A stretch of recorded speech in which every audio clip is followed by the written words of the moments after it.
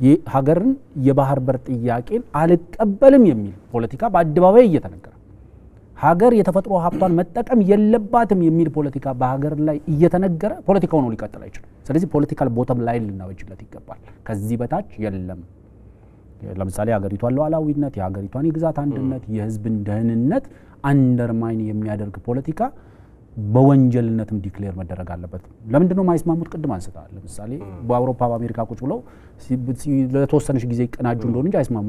ማይስማሙበት ምክንያት ሀሳብ ላይ ስላልሆነ ነው ቤዝ የሚያደርገው።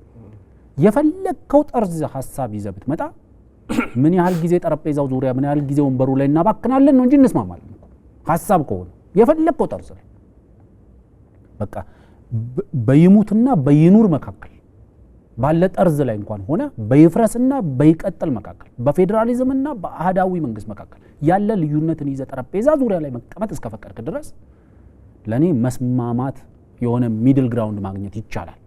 ግን ሐሳብ ላይ መሰረት ያደረገ ስላልሆነ የዕለት ጉርሴን ሱቅ በደረቴ ስለሆነ ፖለቲካችን የዕለት ጉርሳቸውን አሰ ዌይ ኦፍ ላይፍ እየተጠቀሙበት ስለሆነ ለኔ ፖለቲካችንን የማስተካከያ ብቸኛው መንገድ ወደ ጠረጴዛው መሰብሰብ ነው።